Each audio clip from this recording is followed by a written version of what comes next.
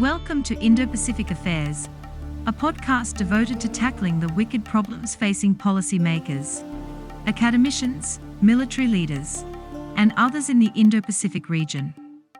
Affiliated with Air University's Journal of Indo-Pacific Affairs and the Air Command and Staff College's E-School, the podcast features interviews with the top names in academia, government, and think tanks from around the region.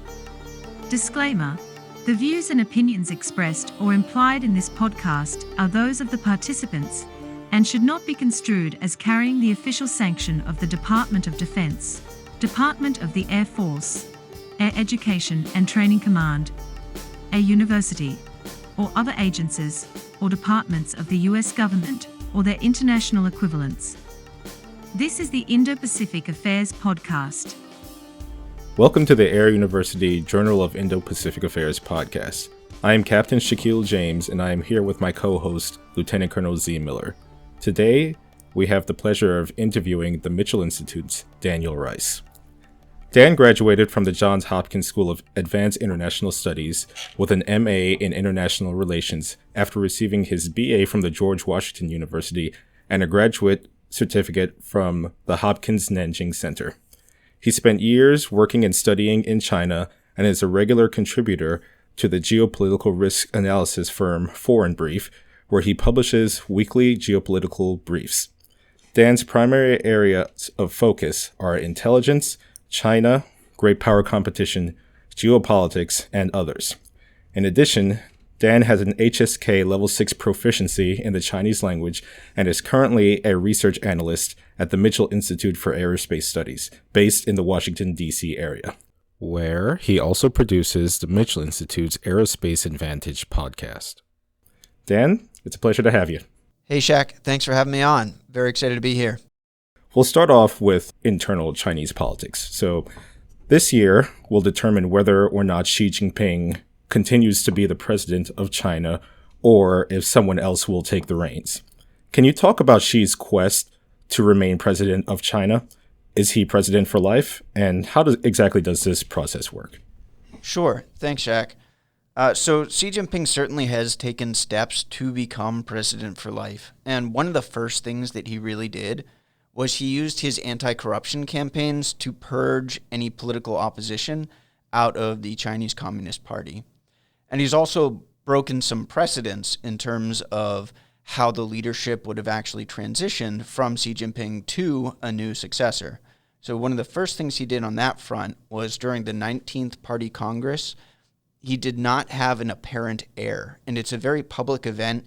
The members of the standing committee normally take the stage, and there's normally somebody standing right next to the general secretary that would become the heir apparent to that position. So Xi did not have one of these heir apparents, and then he actually went on to do some other things legally in order to set up his ability to be president for life. So back in 2018, he actually changed the terms of the presidency such that there was no limit on the number of terms that one could hold the title of the president. And for some context here, there's really three positions that somebody needs to hold at the same time in order to be the paramount leader of China. And this was set as a precedent back by Deng Xiaoping in order to limit the power that somebody would have at the highest level of the party. And those three positions are the General Secretary of the CCP, the Chairman of the Central Military Commission, and the President of the country. So the General Secretary and the Chairman of the Central Military Commission, those two positions did not have term limits, but the President did have a 2-term limit. By extension, that would mean that one person could only hold all three titles at the same time for 2 terms. So by removing those term limits, he is now able to hold all 3 titles for as long as possible. And at this point in time, the only real thing that might change that situation is if Xi Jinping does not continue to have the political support necessary to hold all of the titles or to be, quote unquote, elected to all of those 3 offices. I see. And connecting to Xi Jinping a little bit more, His reign as China's president has been known for many things, and one of the more well-known policies of his presidency has been the anti-corruption campaign. Can you talk about this anti-corruption campaign and how it factors into his overall plans? Yeah, absolutely. So the anti-corruption campaign in China, it's not new. Almost every general secretary has had to use an anti-corruption campaign to weed out some legitimate corruption concerns within China. And a lot of that corruption stems from the notion of guanxi, which is relationships, and it's a form of nepotism that spans society. So from your local mom and pop shop all the way up to the highest ranks of the CCP, one of the binding characteristics of relationships is that you always look out for your friends and your family and you help them up. There's actually a saying that as the rooster rises to the roof, he brings his friends with them. And they really embody that in Chinese society.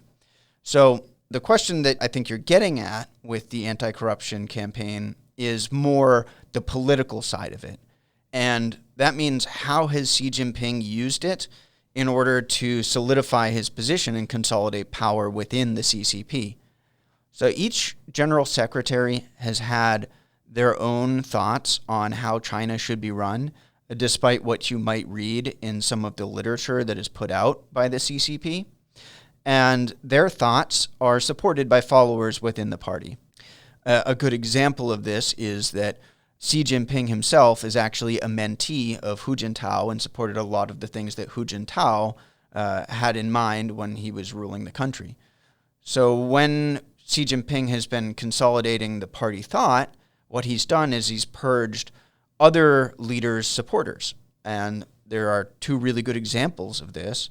The first, who you probably saw in the headlines, was Bo Xilai, who was the former Minister of Commerce and a key political rival of Xi. And there was also the former vice chairman of the Central Military Commission, Su Caiho, who was also purged by Xi Jinping. And both of these guys were supporters of Jiang Zemin and Jiang Zemin thought. So as he's been purging folks that would have been supporting of other ways of ruling the country, he's really solidified his own thought leadership. And he actually wrote it into the party constitution, which is Xi Jinping thought on socialism with Chinese characteristics for a new era. And so now that he's consolidated a lot of the political thought on China, he'll be able to actually leverage that to help sustain himself as the paramount leader. And I saw this in some of the documents that they were sending around to some of the lower levels of the CCP in the elections leading up to this year's 20th Party Congress. In the documents, they said things like, when you're making your vote, keep in mind that we should all be supporting Xi Jinping thought. So that political consolidation is really what this anti-corruption campaign is all about. Touching on that a little bit more, you mentioned controlling the narrative. Another thing that Xi Jinping's presidency has been known for, particularly in the international affairs area, is wolf warrior diplomacy. And can you explain exactly what that is and how exactly it serves the Chinese government's interests? Yeah, thanks for the question. So wolf warrior diplomacy is named after the film Zhanlang, or Wolf Warrior. And what it really is a more aggressive take on conducting foreign policy and achieving Chinese interests abroad. And it's actually quite a radical shift from what China's done in the past. So during China's 改革开放, or opening up and reform, Deng Xiaoping, he had a principle called 韬光养晦, which was hiding and biding one's time. And that principle was primarily to reassure the rest of the world that as China's economy grew and as it built up its military to support its economic interests abroad, that they wouldn't be aggressive, specifically militarily, towards other countries. And for a long time, that was the status quo of hiding and biding and not being aggressive. And then recently, we saw a shift towards this wolf warrior diplomacy where China has become much more aggressive in pursuing their interests abroad and really pushing international actors to accommodate China into the global liberal world order, or even maybe a new world order in which China has a place as a global power. And this more aggressive policy has actually been the subject of debates amongst Chinese academics, because there's one side of the argument that really thinks hiding and biding time is appropriate because otherwise China will have a lot of backlash. You can think of how the narrative of the U.S. is containing China, how that affects China. And then on the other side of the coin, people are saying that, China, since it is now not just a near peer, but a peer, that it should be more aggressive in securing its interests abroad, which has actually started to get a decent amount of public support. And so we saw this actually play out, or this tactic of wolf warrior diplomacy play out in the Anchorage, Alaska meeting between Secretary of State Blinken, Jake Sullivan, Yang Jiechi, and Wang Yi last year. And what we saw was that China and the U.S., when they came to the table, they had radically different views of the world and radically different views of what their objectives were, and they could not reconcile them. So that's kind of the tactic, is that China, when it does have these either bilateral or multilateral meetings, that they will aggressively put forward their visions and their objectives in the world and almost force people to accept it and to work with that vision, as opposed to before, where they might have been more accommodating to Western objectives and ideals. I think something worth noting as well is that in this transition from hiding and biding to aggressive foreign policy, there's some historical background, and that's that in the past few centuries, China has really felt like it's been humiliated by the West. Think of the Opium Wars. Think of Taiwan being taken over by Japan. Think of Japan invading China in World War II. All of these things have really painted a picture for the Chinese domestic audience that the West treats China unfairly. And so as China's gained in both economic and military might, there is a point in time when people start to realize, hey, we've got the muscle. We need to flex it in order for us to actually make sure that we can continue on this path of development and, in the Chinese mind, ultimately reach socialism in a modern era. I think in terms of how wolf warrior diplomacy serves the CCP's interests, as we've seen in recent events, aggression abroad or a more aggressive stance towards the West has not really played out the way that more authoritarian countries have thought it would. I think we've seen a very, very strong Western and unified response against things like Russia's invasion of Ukraine. And when China takes this aggressive stance towards Western countries in the future, I think we're going to see a pretty strong response and some really clear red lines being drawn on what China can and cannot do. And you've kind of alluded to it, and I want to transition to the conflict in Ukraine at the moment. So as you know, Russian aggression in Ukraine has placed China in a very difficult spot internationally. How does the Communist Chinese Party view the war in Ukraine? Yeah, so it definitely has put China in a very difficult position. I mean, immediately before the invasion, we saw Russia and China meeting at the Beijing Olympics, and Xi and Putin, they put out a joint statement condemning NATO expansion and saying that their partnership knows no limits and that they were going to work together very closely on a wide range of global security issues. But what I think the war in Ukraine has shown is that that partnership may actually have some limits. So I think based on what I've seen, China is really trying to hedge the outcome of Russia's war with Ukraine. If Russia is successful, they've taken steps to support the narrative that Russia's put forward, the disinformation about the rationale for the war, how it's really a function of Russia trying to protect its own people in Ukraine. All of the different false narratives that Russia has put out, they've supported. But at the same time, they have left some room for diplomacy. And what I mean by that is that China has put out statements that have said they could either be a mediator in the conflict, or that the China-U.S. relationship, which is obviously put into question while they're supporting Russia, but that the U.S.-China relationship has a strong future and that there should be no conflict between the two because it's necessary for global stability. So obviously, it's a very tricky game that they're playing right now. You can't really say one thing and have your entire populace supporting a war in Ukraine and making believe that the U.S. somehow instigated the war, etc. So it leads to some really weird conversations when you're talking with people inside China, how they're viewing what's going on in the world. And quite frankly, we've actually seen that in a similar way with people that live in Ukraine calling their family back home in Russia and getting that false narrative out of their Russian family members. It almost feels like there's two different worlds right now. And that's very difficult to maintain, right?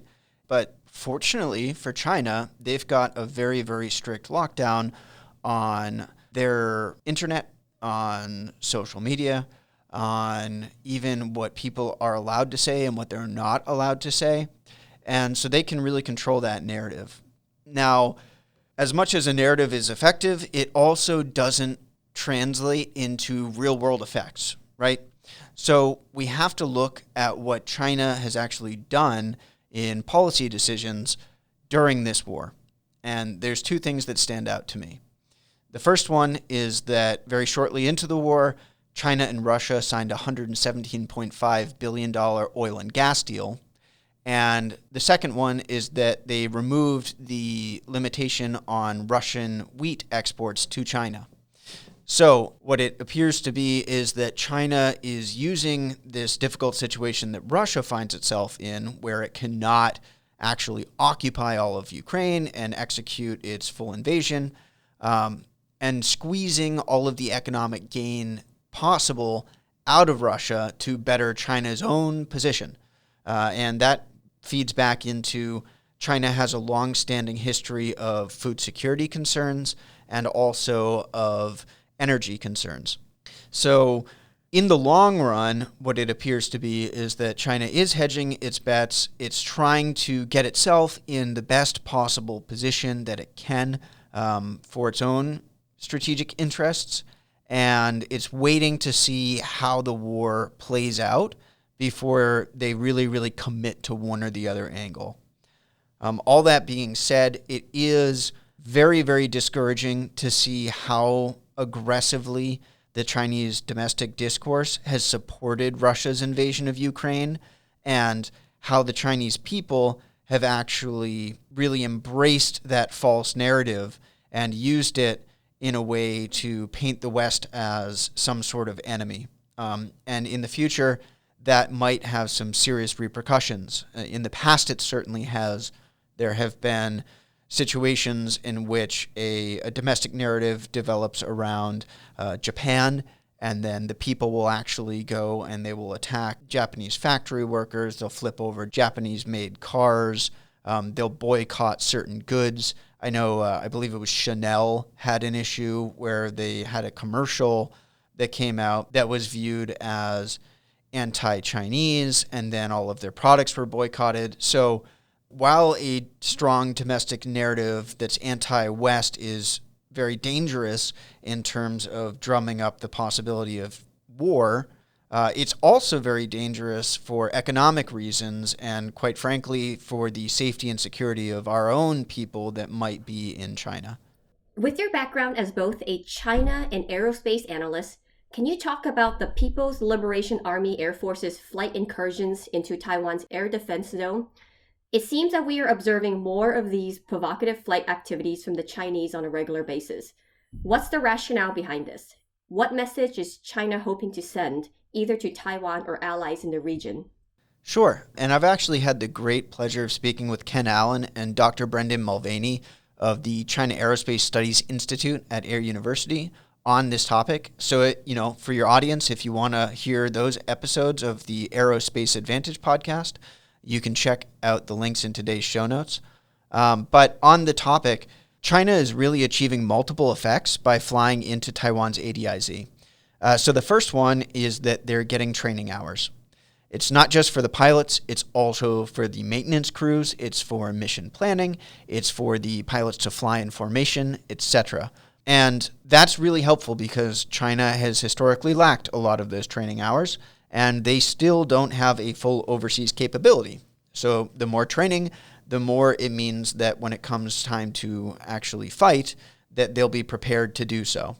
The second thing that they're doing is that they're gathering intelligence on Taiwan. So most of the sorties that have occurred have happened in the southwestern quadrant of the Taiwan ADIZ. And if you look at a map, that's where most of the beaches are that could reasonably hold a landing fleet. And so by flying in that region, they're figuring out what type of capabilities Taiwan has on the island in that quadrant that could reasonably target and track Chinese planes that are in the region. They're also figuring out what types of planes Taiwan has, right? Doing some bean counting. So what is Taiwan flying to intercept these sorties? Is it their imported aircraft? Is it their domestically produced aircraft? How many of the aircraft are they sending out to intercept each of these sorties?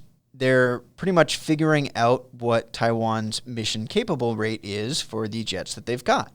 And the third thing that they're actually doing is they're waging a war of attrition, but not in the traditional sense. So by sending planes into Taiwan's ADIZ, what they've done is they've forced Taiwan to fly its own jets up to intercept the sorties. And that's putting hours on the planes. It's forcing Taiwanese pilots to maintain a period of time where they're on high alert. So there's some serious mental fatigue that goes into that. And we've actually seen this have real consequences. So back in March 2021, the Taiwanese Air Force stopped intercepting every sortie that China was making into their ADIZ. And that's because there were several fatal crashes of Taiwanese planes, and there were maintenance issues. So how this plays out in the bigger picture here is that you have to remember that Taiwan only has about $25.6 billion in total defense spending to spend on a force that can stop a Chinese invasion. And in the past, Taiwanese President Tsai Ing-wen had supported buying big-ticket platforms. So think the F-16Vs and think their diesel submarine program. And those cost a lot of money. So what it means by burning out Taiwanese jets and wearing out their pilots is that they're forcing Taiwan to make some very difficult decisions in what they can actually spend their money on. Do they have to buy more planes to replace those that are now burnt out? Or do they buy other things that might be more reasonable and more cost-effective when it comes to defending Taiwan? And it also forces difficult political choices too, because for Tsai Ing-wen, it's much easier to sell to the Taiwanese people that you're spending a lot of money to put jets on a ramp or to put submarines in the sea because they're there. You can see them. And if you think about traditional military capabilities, it looks a lot better to have hardware that you can point to and say, hey, we've got a modern military, than it is to do something that actually might be more effective. And what I'm talking about is there's the 1,000 needles concept, where Taiwan, instead of buying these big ticket items, they would buy a large amount of portable missiles that they could use to actually sink an invasion fleet or to shoot down Chinese jets. And while that makes a lot more sense, it is a lot more difficult to sell that to the people who will end up actually paying for these capabilities. And so beyond China and Taiwan, what China is really doing is it's signaling that its Air Force and its Navy can conduct these overseas operations over deep water, which is a different mission set than operations over land, and that they are being more aggressive in what they're able to actually accomplish. we'll now transition a little bit to the economic side of things. So in China, the legitimacy of the CCP is almost explicitly linked to economic success. In that sense, the financial woes of companies such as Evergrande and the slowdown of the Chinese economy in general causes some legitimacy issues for the CCP. Can you talk about how such economic issues affect the CCP's quest for legitimacy? Yeah, thanks, Shaq. And you're right. The legitimacy of the CCP is pretty directly linked to the economic success of the country. And so definitely things like Evergrande and the slowdown that we've seen has affected their quest for complete legitimacy and control. One of the interesting things here is that big tech companies also plays into this. And I think it actually all stems from Deng Xiaoping. When he implemented the opening up and reform, one of the key things that he repeatedly stated was that introducing capitalism into China was for the sole purpose of accelerating the Chinese economy so that they could reach socialism faster. And at the time, I don't know if he had a clear picture of how far capitalism would go in China. And I think actually in the US too, we saw this rise of capitalism and we thought, oh, well, with capitalism comes democracy. And so as the Chinese get more wealthy, then they're probably going to be more supportive of a democratic system as opposed to what we see now is the authoritarian system. But back to how it affects the CCP's power is that with these massive companies like the tech companies and like Evergrande, a lot of these things either have too much power or they're supported by industries that might not actually exist. And so for Evergrande, it's a construction company. And as I'm sure people have seen in the news, there are legitimate whole ghost cities in China that are based off of property speculation. And these cities, they're built, and the idea was if you build it, they will come. And, nobody ever showed up. So there's tons and tons and tons of money that is factored into GDP based on developing this land that is not being actualized by people renting or purchasing the property. And in the future, that's going to actually really impact the Chinese economy, because if you take that out of the overall GDP growth, then they're looking at a lower top line number than what they actually would want to see. And with big tech companies like Alibaba, and we saw that the CCP more or less black bagged Jack Ma, one of the things that we've seen there is that there was this notion of the 996 schedule, which is from 9 a.m. to 9 p.m., 6 days a week. In other words, a lot of working hours that people were being put through. And the CCP actually said, you know what? We understand that we've said, okay, use a capitalist model to develop your businesses, but at some point in time, we need a balance of life for our people. And so they actually don't support the 996 model, even though it was really, really working for these tech companies. So at the end of the day, all of this comes back to one of the fundamental promises that the CCP has for its civilians, which is continued economic growth. And if you've got companies like Evergrande that are being propped up by ghost industries, or if you've got these massive tech companies that are challenging the CCP's authority, or could reasonably challenge their authority based on their economic leverage, then the CCP will have to crack down on these companies. And we've actually seen the CCP say that small and medium-sized enterprises are the backbone of Chinese society. And so that will require a lot of top-down regulation from the government, not only to support potentially failing businesses like Evergrande, but also to cap the growth or to really rein in those really high growth companies that do have a lot of economic leverage in the country. Sort of touching on the economic aspect of that and also other aspects. As the Chinese economy, in addition to the military and global influence of China, continue to advance rapidly, there is the question of where exactly we are headed in this great power competition. What exactly does the ideal world look like from the CCP's perspective, and what is the Chinese government trying to achieve? Yeah, that's the $1 million question, right?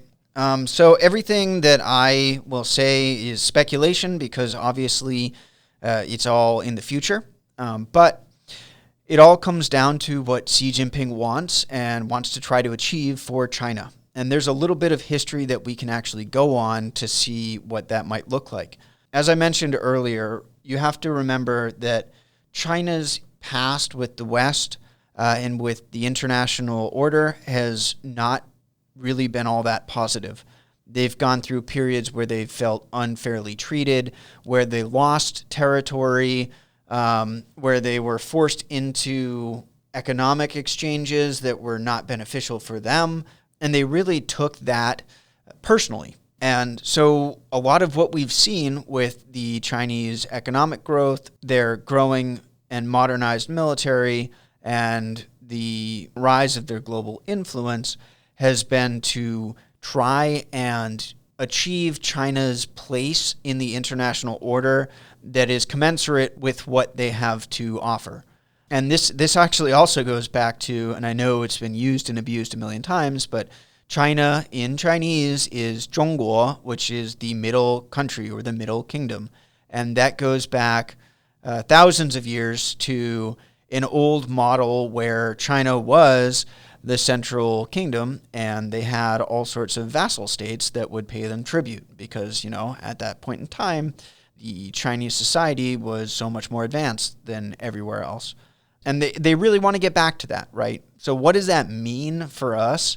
That means that the liberal international world order that the U.S. has really fought for and supported since the end of World War II, that means that they probably want to change that. They want to make it accommodate China and Chinese interests. And one of the key tenets of that is the idea of human rights, which is something that China, at least in their policy, does not always support. So things like that, changing the order to adapt to China's influence, making the factors in the international system necessary for China to continue to achieve its economic goals and continue its rise in what they've deemed as the second 100 years of China's rise to socialism. All of these things are what they want to see happen. So 50 or 100 years from now, I would guess that China would want to see it as one of the global leaders, as a model for other countries to replicate in order to achieve the similar level of success that China has had, and that they would once again reach that status of being one of the global centers of influence. In regards to the global order, we are now in year 2 of the COVID pandemic. How is the pandemic viewed in China? And my question is, how has it affected the CCP's plan for continued growth? It's definitely impeded the CCP's plans. So the beginning of the pandemic worked out really well for China because they went into lockdown very, very quickly, and they locked down provinces, cities, and down to even the blocks of the different neighborhoods. So much so that you had to order your food and get it delivered to your doorstep in order to have something to eat. And that all reflected itself in really low reported numbers of illnesses, hospitalizations, and deaths. And there's a question of how that reporting works, but the numbers were fairly low. And China really leaned hard into the idea that it was leading the effort to fight the pandemic. And it even manifested itself during the Chinese New Year's Gala, which is one of the most watched TV programs in the world. Almost everybody in mainland China watches it. And it's a really good idea of, what type of messaging the CCP wants to get out to its people. During the gala, one of the events actually focused on how the rest of the world was being hit so hard with the pandemic that it was like a war zone. People were dying right and left outside of China, but inside China, they'd done such a fantastic job of combating the disease that they were even getting ready to put together teams of doctors to go and help out those poor countries abroad that had such a hard time with it. And, a lot of people in China really supported that. And they truly believe that China is the leader in combating the pandemic. But as recent events suggest, there could be repercussions for the way that China approached handling the pandemic. So now China has gone back into a full-blown lockdown, province, city, block, building level kind of lockdown. And I'm no expert on epidemics, but I would venture a guess that as difficult as it was in the US to get people vaccinated, that the herd immunity that has come out from either people getting sick or being vaccinated has really helped us kind of kick the disease in the short term. And, it's apparent when you go outside here in DC and there's no more mask mandate and people are walking around and they're attending the Cherry Blossom Festival, that it's not 100% business as normal, but we're almost back. And on the flip side, you look at China and it's full-blown lockdown. So I think one of the big things that is really compromising their plans is that the CCP does tend to take top-down policy measures that they don't necessarily know how it will play out at the very bottom level. And, I can use an anecdote here to illustrate this point. So right now, under China's zero COVID policy, if you end up contracting COVID, you get sent to a hospital and all of the treatment is paid for you, the one that is sick. But it's not just you that gets put into quarantine. Your entire family and anybody that you've come in contact with will be put into a quarantine hotel. And the families are responsible for paying for that quarantine hotel. And that means that during the time that they're there, they're not able to go to school, they're not able to go to work, and they can't really contribute to society. And oh, by the way, they also still have to pay all of their mortgage payments on time while they're not making more money. That is a serious financial concern for people that are not very well off, which is a substantial portion of the Chinese population. So these lockdowns actually go back to what you asked earlier in the podcast, which is the economic growth, right? If people are unable to go to work, they're unable to go to school, that means that they're not going to be contributing to that GDP growth and that economic growth. And they have also got their own bills that they have to worry about, which means that there's going to be a larger economic stress on the lower class. So certainly in the long run, these lockdowns are going to have an effect on that, and that will directly compromise the CCP's plans. But in the short term, you have to remember that although low numbers of illnesses and hospitalizations and deaths looks really good, especially when it's the CCP promoting the fact that it has such a strong response to the pandemic, that at the end of the day, the people being most affected by these policies are the people that can least afford it. I think we only have time for one more question, so here's the last one. In the first decade, we've seen a major reduction in the freedoms available in China. This includes the censoring of the internet, the crackdowns in Hong Kong, and the disappearing of activists, and also the imprisonment of Uyghurs. Why is China doing this, and can we expect a continuation of this trend? Yeah, you really laid down pretty much all of the sensitive topics that China's dealing with right now, right? And to be clear here, I personally do believe in a free internet. I do think that the heavy-handed crackdown in Hong Kong has been a tragedy, that the disappearing of activists and the imprisonment of Uyghurs is unacceptable, and it goes against human rights.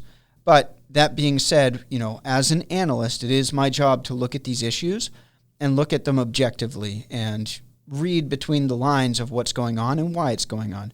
So, putting on those China glasses for a minute, China itself, the CCP, is really afraid of losing power, and that's specifically important for the ethnic minorities or smaller interest groups that are in China. And this stems from a little bit of history and a little bit of the future. So China has had a very difficult time of integrating ethnic minorities into their top-down system, their central planning system. You can think of Xizang, Tibet. You can think of Xinjiang. You can think of even going back in time to the Manchus, right, in the northeastern part of China, who were actually the rulers of the Qing dynasty. There was always these ethnic divisions that fractured the country. And now, in the modern state that is China, they're afraid that those fracture lines might reoccur or reappear because with the different interest groups and the different ethnicities, it fundamentally takes away from one unified identity.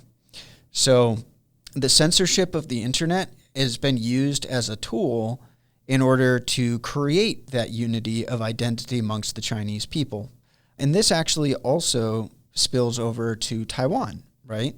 A lot of the narrative that you see around Taiwan from the Chinese perspective is that the Taiwanese are Chinese. It's one China, two systems, as they call it.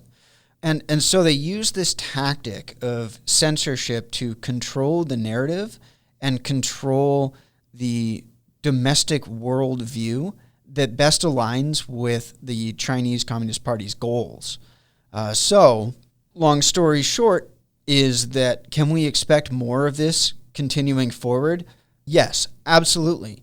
And one of the craziest things right now is that if you are reading and consuming a lot of Chinese media, and then reading and consuming a lot of U.S. media or Western media, they're really two radically different worldviews. And, this gets down to the facts of what's actually happening on the ground are different in both spheres.